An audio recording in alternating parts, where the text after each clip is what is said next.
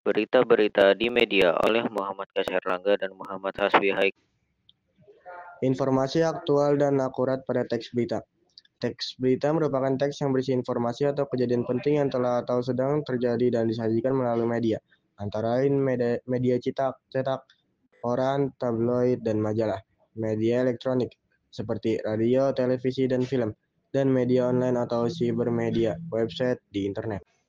Ciri-ciri teks berita. A. Berita bersifat faktual atau harus sesuai fakta yang ada dan bukan opini atau pendapat penulis serta tidak ada rekayasa. B.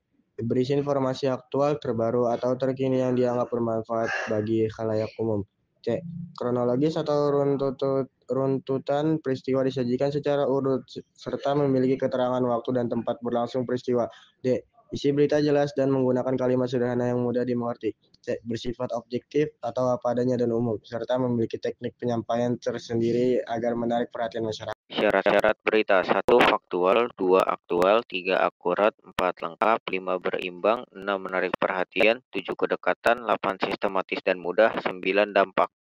Unsur-unsur berita. Berita dikatakan lengkap dan akurat apabila mencakup unsur 5W plus 1H. Menurut Inung Cahya S, unsur-unsur berita mencakup 5W plus 1H, yakni apa atau what, siapa who, di mana where, kapan when, mengapa why, dan bagaimana how.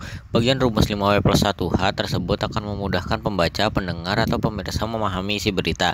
Berikut ini penjelasan ke-6 unsur teks berita tersebut. A. What atau apa. Dinyatakan dengan pertanyaan peristiwa apa yang terjadi. BU atau siapa. Dinyatakan dengan pertanyaan siapakah pelaku dalam peristiwa itu. C. When atau kapan. Dinyatakan dengan pertanyaan kapan peristiwa itu terjadi. D. Where atau di mana. Dinyatakan dengan pertanyaan di mana peristiwa itu terjadi. E. Why atau mengapa. Dinyatakan dengan pertanyaan mengapa peristiwa itu dapat terjadi.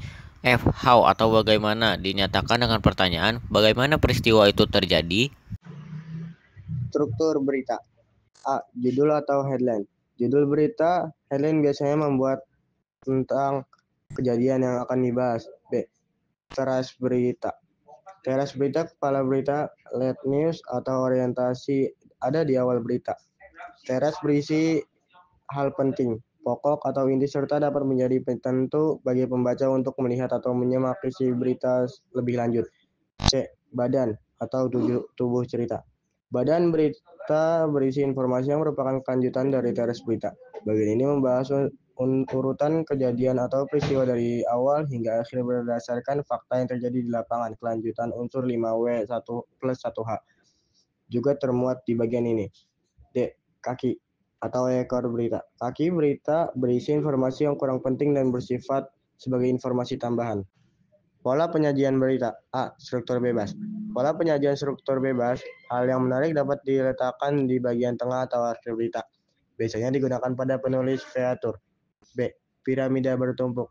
Pola penyajian piramida bertumpuk digunakan untuk membangkitkan rasa ingin tahu pembaca. C. Piramida terbalik. Pola penyajian piramida terbalik, informasi yang paling penting diletakkan di bagian atas atau paragraf atau.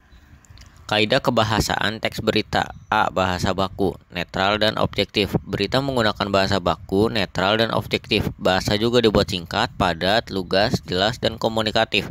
B. Konjungsi. Konjungsi, kata tugas atau kata hubung berfungsi menghubungkan dua atau lebih kata, frasa, klausa, kalimat, maupun paragraf. C. Kutipan langsung dan kutipan tidak langsung. Kutipan langsung diapit oleh tanda petik dan kutipan tidak langsung tanpa tanda petik yang diungkapkan kembali oleh penulis dengan bahasa sendiri. D. Kata kerja mental. Kata kerja atau verba mental adalah jenis kata kerja yang mengekspresikan sikap atau respons seseorang terhadap suatu tindakan, pengalaman, atau keberadaan. E. Adverbia atau kata keterangan. Adverbia adalah kata keterangan yang menjelaskan verba, adjektiva, atau adverbia lain. Pada umumnya, adverbia digunakan sebagai pewatas. Adverbia yang digunakan dalam teks berita biasanya menunjukkan keterangan tempat, waktu, suasana, dan cara. F. Verba transitif dan verba pewarta. Teks berita menggunakan verba transitif, yaitu kata kerja yang bentuknya dapat diubah antara pasif dan aktif. Dengan demikian, saat ditulis dalam bentuk pasif dapat diubah ke bentuk aktif. Begitu juga sebaliknya. G. Bahasa denotatif. Teks berita menggunakan bahasa denotatif atau bahasa yang memiliki makna sebenarnya. Dengan demikian, teks berita tidak boleh memakai kata yang nantinya menjadi ambigu dan menimbulkan kesalahpahaman. Menyajikan teks berita. 1. Penyajian berita secara tertulis. A. Mengumpulkan fakta dan data peristiwa yang bernilai berita atau faktual, aktual, penting, menarik, dan memenuhi rumus 5W+1H. B. Fakta dan data dituliskan berdasarkan rumus 5W+1H dengan menggunakan bahasa jurnalistik. Bahasa jurnalistik yaitu spesifik atau kalimatnya pendek-pendek, baku, dan sederhana. Juga komunikatif atau jelas, langsung ke pokok masalah, dan mudah dipahami oleh orang awam. C. Komposisi naskah berita terdiri atas 1. Judul, 2. Baris tanggal atau nama tempat berlangsungnya peristiwa atau tempat berita dibuat, dan nama media yang memuat. 3. Teras berita. 4. Tubuh berita, dan 5. Ekor kaki berita. D. Menyunting naskah berita. Koreksi kembali sesuai data dan informasi yang diperoleh. Sunting pula pemakaian ejaan secara tepat. Menyajikan teks berita. Penyajian berita secara lisan. A. Memahami isi teks berita yang akan dibacakan. B. Memahami satuan struktur bahasa. C. Menggunakan lafal yang jelas. D. Menggunakan informasi atau irama yang tepat. C. Memperhatikan kejelasan ucapan. F. Menempatkan jeda panjang maupun pendek secara tepat. G. Memberikan tekanan atau keras lembutnya pengucapan bagian ujaran akses yang tepat. H. Memperhatikan sikap, gestur tubuh, serta mengatur kecepatan gerak mata. I. Menggunakan ekspresi mimik wajah secara tepat sesuai isi berita. J. Mengatur napas dengan tepat.